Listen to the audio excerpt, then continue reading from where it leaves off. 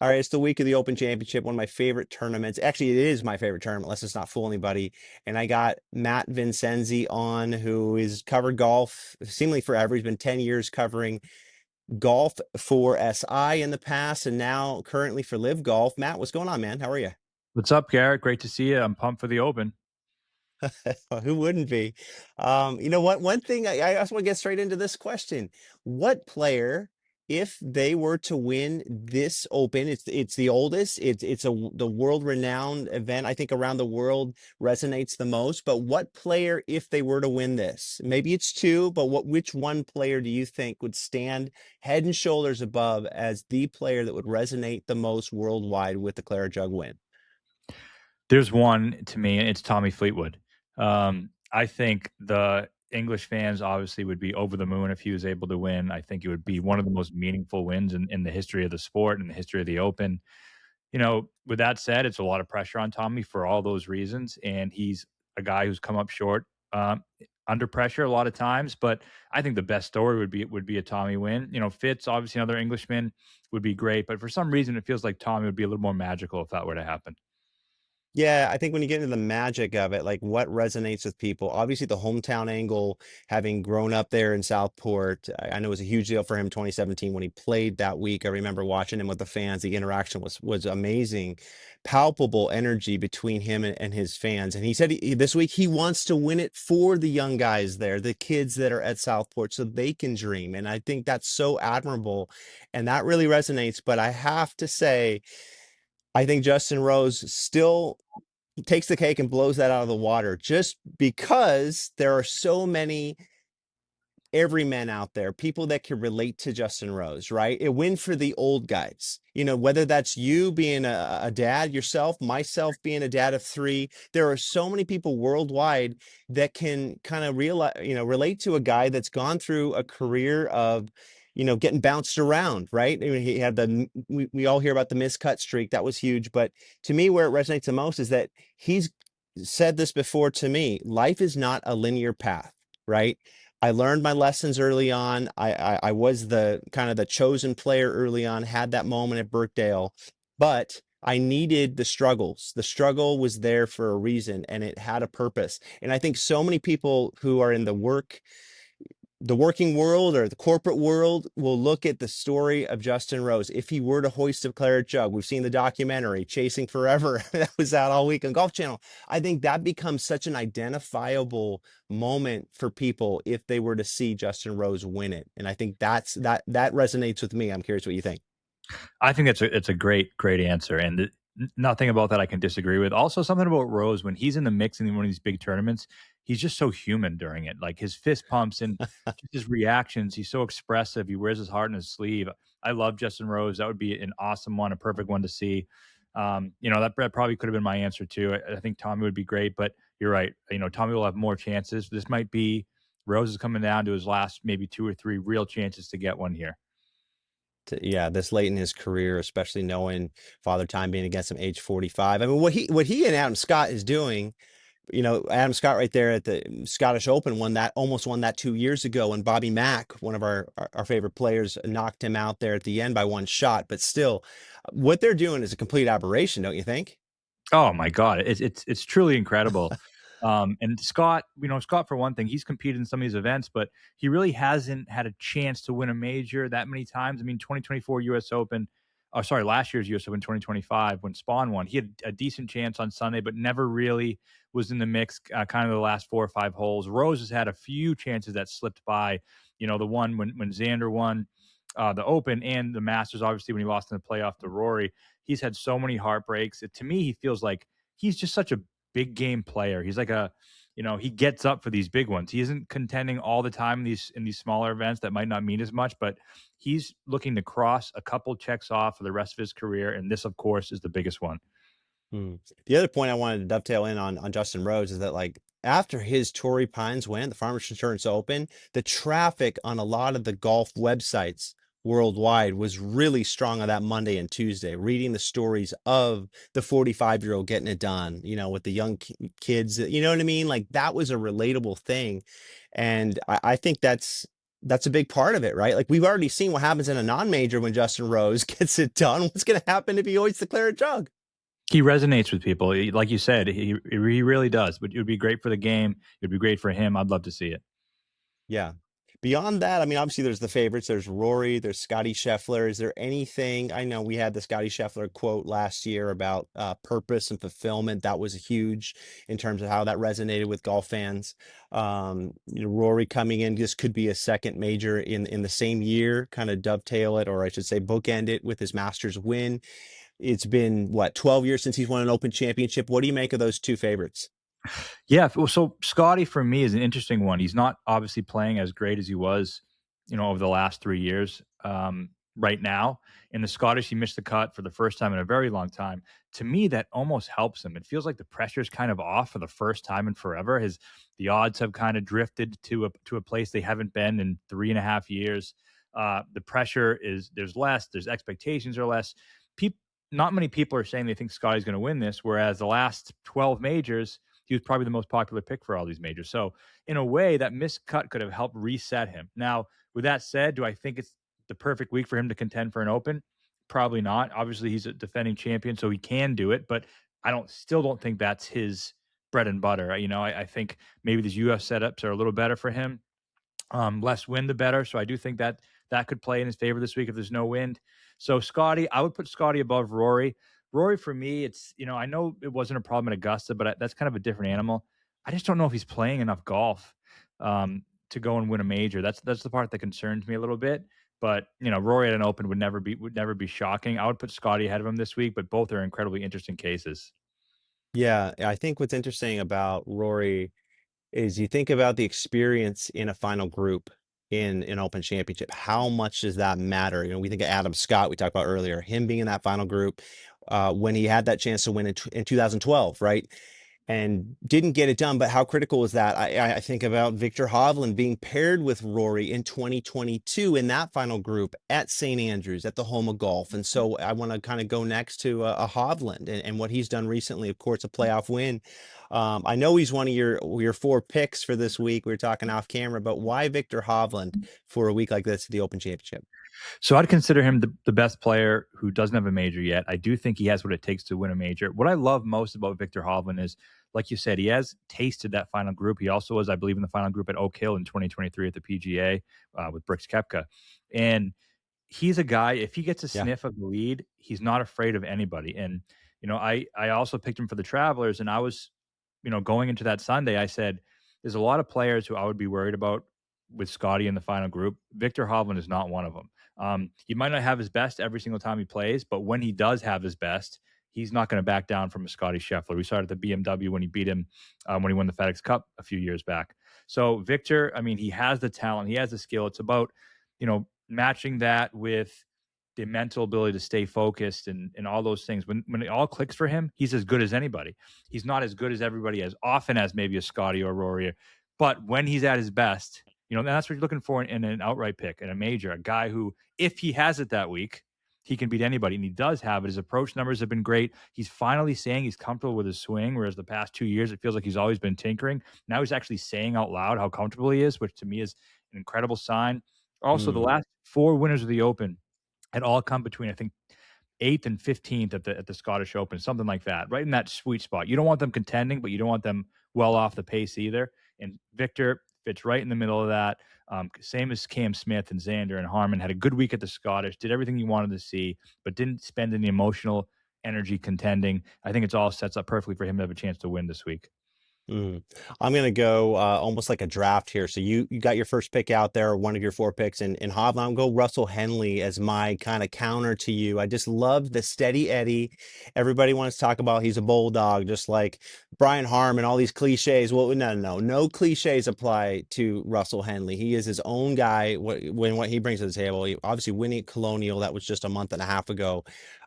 Storming to that win, right? Must make birdies in the last two holes to force a playoff. And what does he do in the first playoff hole? Makes birdie under pressure, is really showing a different gear, I think, this year than he has in the past. Like a lot of people see him and think he's okay. He's this quiet, unassuming American. There is so much fire that I think he has and tools of the trade to go with that. Third in scrambling this year on the PGA Tour. It's gonna be a firm and fast golf course this week. It's gonna be baked out like Hoylake was in 2014. Everybody talks about that course. Or I should say even the year host before that, 2006, when Tiger Woods won.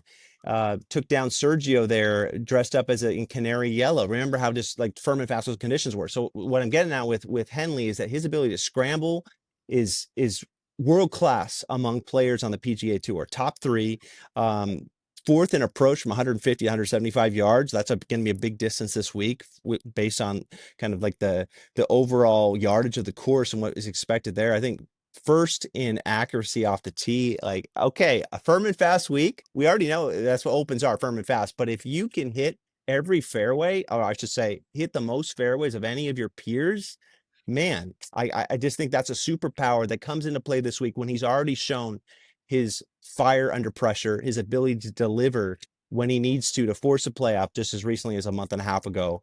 Um, and he's training in the Open Championship, a fifth two years ago at this Open in Scotland, and then last year a 10th, a tie for 10th. He's been in the hunt both times. It wasn't like they were backdoor finishes. He was in that mix and tasted the Sunday pressure, the Sunday heat, which his former college teammate Harris English loves to talk about. You have to taste that Sunday heat. It's so important. Um, for getting to the next level. And I think for Russell, I think he's right on the doorstep. How would it be a surprise if Russell Henley hoisted a major trophy? Yeah, all those make a lot of sense. And with Henley, yeah, he's an American, but he's of the Americans, he has the most kind of European skill set. He's kind of that like you said, bulldog. He's a grinder. He's a great putter, great short game. He might not be the longest off the tee, but he's very, very accurate, which I think is going to be much more important than the pure power this week. I actually thought after he won Colonial, I was thinking he might win a major this year. He was one of my picks for the U.S. Open. Didn't play very well there, which kind of concerned me a little bit. But Hmm. yeah, everything that he does well should be well suited for this week. Wouldn't surprise me either. You know what? I like that Colonial. He was showing emotion, which we haven't seen that Hmm. much from him. He was fist pumping when he was making those putts.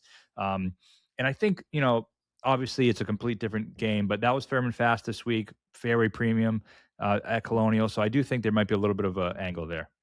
Yeah, to your point about firm and fast, I'm going to go with a snake here. I'm going to go with another pick of mine, just like that. And Aaron Rye wins on a firm and fast Aronimink, right? Under pressure, he separated himself basically that back nine. It was close among so many players, about seven, eight players, and then he was able to get it done and play really well under pressure. And he's such a good links player. He's won the Scottish Open in the past at Renaissance. He beat Tommy Fleetwood, if you remember, about 6 years back. So there is so much he can draw on. I think too, as it gets more baked out, as it gets so tricky and extremely fast, it's going to play into the hands of the players who grew up on links courses, the Mats Fitzpatricks, the Aaron Rise, right? The Fleetwoods, the Roses, the guys that just have it in their blood and they're used to the bounces, right? Some of them bad, most of them just kind of just uncertain bounces what you're going to get, especially shots gained approach. Like so many people would think that that's going to be a big stat this week, but it's not going to be the same landing areas that we see week in, week out on the PGA Tour and on Live Golf. So I like what we see out of Aaron Rai. How did he back up at the very next major? How did he back up the way he played with that win at Wanamaker? He's 11th right off the bat in one of the toughest tests that you see all year at the U.S. Open. So I really like what Aaron Rai brings. I'm curious what you think. Yeah, I'm impressed by, like you said. I think the hardest thing after winning the major is to get yourself kind of re-energized and refocused and remotivated. Like Rory McIlroy said, you climb that mountain. A lot of times, guys are going to exhale. So the fact that he continued to play well right after that is obviously a good sign. To me, it's just all the on paper makes sense, but to win two majors out of three would just be a huge feat. I mean, that would put him in an echelon of a whole different level of player. To me, it seems like it would be a big ask of him to do. But in terms of golf set, skill set wise, and the golf course and how he's playing right now, all that makes sense. I just don't see him winning two majors of three. Yeah, I get it. It's a tall ask, but I will say your next on picks. Who do you want to go with next? I want to go with Fitzpatrick, and that is a fairly obvious one. But to me, it's sometimes there's good obvious and bad obvious when it comes to making picks. I've noticed, the popular guy who's a trendy kind of pick. This one for me is just there's nothing trendy about it. It's just right in front of your face. He's the guy who's playing the best. this type of golf course suits him well. He grew up in England. The way he wants to attack a golf course is what he'll have the opportunity to do this week. He gained 10 strokes in approach at the Scottish Open. He lost in a playoff there too. You know, you mentioned Rye winning over there. And with Fitz, it just feels like he's definitely a two major guy. He has the US Open.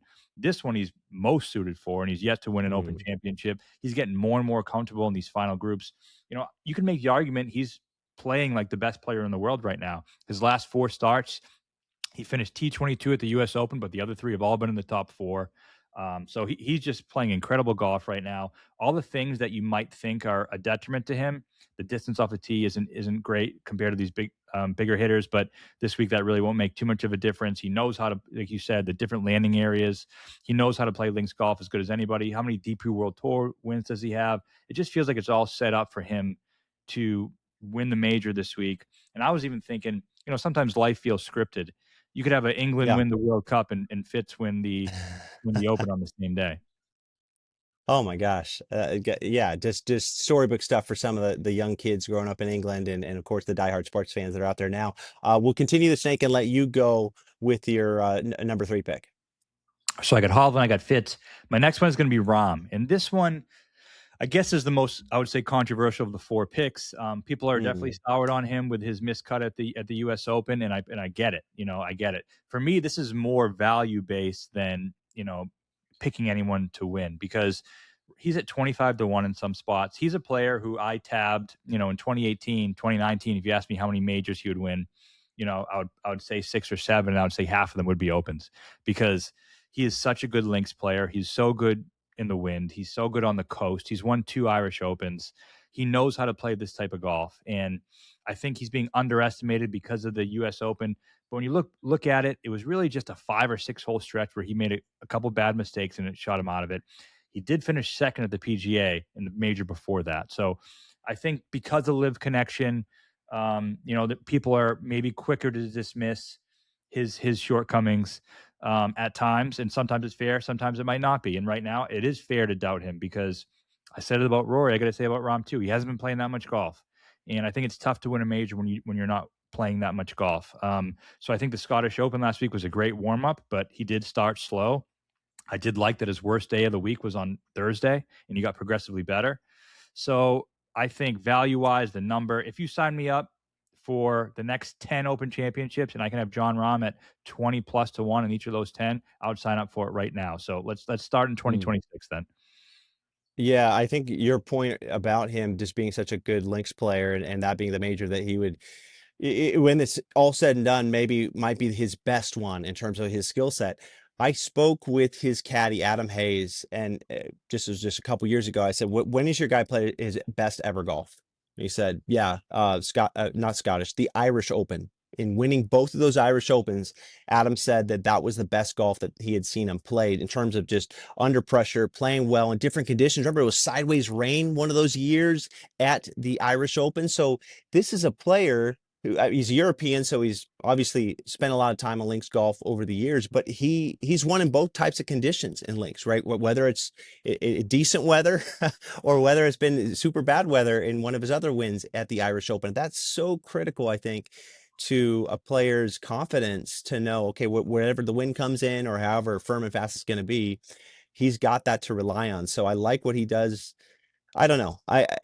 It's hard not to like Rama, his confidence when he is in the hunt too. I think that's a huge factor when if he's smelling blood, if he's in that mix late on Sunday. I just love. I mean, look how he won at Torrey. I know that was 5 years ago. I get it from the haters are like, oh, he's not his best player, dude. The way he came out of the pack and birdied the last 2 holes and took it from Louis and the other guys. There was 10 guys that had a legit shot with 4 holes to go in that tournament. And John Rahm grabbed it by the throat. He has that gear. Yeah, and you know what I love about him, and it's funny because people use this as a detriment. If you think back to the PGA at Quail Hollow in 25, people say, "Oh, he had a chance to win and he choked it." The Right. reality of that one was, and I talk about this all the time, and this is what makes me love John Rahm in these type of situations. He had tied Scheffler, but the thing was Scheffler still had the par five and the drivable par four ahead of him that Rahm had already completed. So in his Right. mind, he was tied, but in his mind, he was 2 back because he knew Scheffler was going to birdie those 2 holes, which he did. So he started going at pins obviously in that one of the most difficult stretches in golf to finish out Quail Hollow. He's going at pins that no one should be going for. But you know what? He didn't care if he finished second or 20th. He wanted to win the tournament. And that's what I like about Rahm. If he's in the mix, he's not protecting that second or third place, he's going for it. Hmm. Well, I'll go next with a pick, and Patrick Reed, to me, like I don't care that he missed the cut in the U.S. Open. That is such a just throw the dice kind of tournament for a lot of these players, right? Like he hasn't played great in U.S. Opens over the years. That's probably not the best example. What I care about is the fact that he was top 13 in the Scottish Open, coming off some good confidence on links golf courses, and it's the fact that it's firm and fast, Matt, is huge for a guy who's a world-class scrambler, and he's been a world-class scrambler from the word go in his career since he got on the PGA Tour in 2013, and all his time at LIV. That has been one of his staples. He knows how to get it up and down from a trash can from anywhere. I don't know what the equivalent would be in the UK. It's just it, there are so many players that are good at getting up and down, but there's something about the chip on the shoulder, the way that Patrick Reed is able to go. He thinks he can get up and down from anywhere, and that's important. I think also too his form from the first two majors of the year does matter. He can still hang in there. Top 12 at the Masters, top 10 at a firm and fast Aronimink. I mean, I think it's a matter of time before Patrick Reed wins a claret jug. I think this is the kind of course, and it would be in conditions like this when it's firm and fast. Yeah, and we've seen him go against those heavy hitters in Europe with the Fleetwoods and the Rory McIlroys of the world on links courses in Europe on the DP World Tour plenty of times. My concern with him is his open history. I mean, his best finish is 10th, but he's had a lot of miscuts mixed in there. But I completely agree with what you said in terms of if he's in the mix, he's not afraid of anybody either. He's had a great season. Another guy who I wish he played a little bit more golf this year. It's just so few starts, and I think it's tough to win majors that way. But with that said, I think he's tough. He's can handle the conditions. He's a great putter, great scrambler, and I think this theme with you this week, you're looking at guys who know how to scramble around these greens. Hmm. And then just to finish off my picks, I know you got one last for you as well. Justin Rose. I mean, he's answered the bell in the biggest championships where all the players get together this year. T11th US Open. I mean, and it's hard to do that. Like different types of tests, right? T10 at the PGA Championship, T3 at the Masters. He was the guy with the lead. He was the guy there everybody was chasing when he made the turn. Like so he's been around that pressure. He's tasted it at age 45 this year. He hasn't tasted it 3 years ago, and we're drawing on that. No, we're drawing on this year at the biggest stage. We know how much he wants the claret jug. He's got as they showed in Chasing Forever this week on that documentary about Justin Rose. He's got a case on his trophies case set aside for a claret jug if should he ever win it. He's already spoken into existence that it could happen. 16th in shots gained approach in terms of difficult course, hard to hit greens. This is one of the best iron players that you can pick. I don't know. I love that he won the Scottish Open in 2014. Up north at Royal Aberdeen, he's a links player. Final, one of the best players. I don't know if it was the final group, but he had a T2 at this Open Championship 2 years ago. I mean, just the crowd was right with him for that one. Think about what the crowd, the energy, how palpable that energy would be the last 3 or 4 holes. Are you kidding me? Oh man, it would be an amazing story. And if one of my picks doesn't win, even if including that, I would love to see Rose win. Now that would be fantastic. It would be incredible viewing. I remember I was rooting for him very hard 2 years ago at Troon, and I would love to see him get it done. And then I'll give you my last pick and some similarities with the other guys and some guys you've talked about. Bob McIntyre. I walked a practice round with him at Shinnecock, and I texted a friend of mine. I said, Bob's starting to figure it out. Something looks like it's clicking. And he played okay that week, but then he went on to finish 10th at the Travelers and then top 5 at the Scottish. So to me, he's rounding into form. He's one of the best links players in the world. Put Bob Mack in Europe, I think he's a top 7 player in the world. He might not be, in the United States all the time. He's obviously great, but I think he has another gear when you put him in Europe. He's been fantastic in the Open, was T7 last year in the Open. Began his career in 2019, 2021 with a T6 and a T8. So he's played 6 opens. He's been in the top 8 3 of those 6. Mm. Obviously, he's won the Scottish Open. He's just a gamer. Put him against anybody. He doesn't care beat Rory in a Scottish Open. He hits some incredible shots down the stretch. He's a guy that you want, to fight for you down the stretch on the back nine of a major. And I think he's going to get one of these. It might be this one, but we'll see.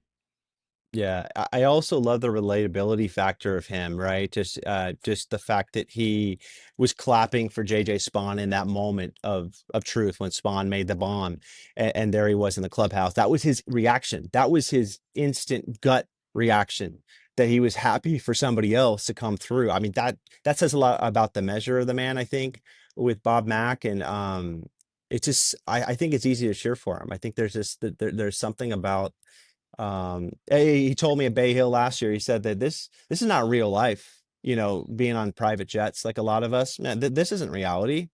To my friends at home, I'm just the boy, I'm just the Bob from Oban. That's just who I am. So the fact that he sees that is fascinating, you know? Yes. Absolutely, absolutely. So I think we covered some good picks in terms of skill set, but I also think some great stories. And that's just what makes the Open, right? Like, what story is going to come out of this week? And I can't wait to see that. Totally, totally, Matt. Well, hey, great to visit with you, and we'll catch up again sometime, man. All right, I'll see you soon. Thank you.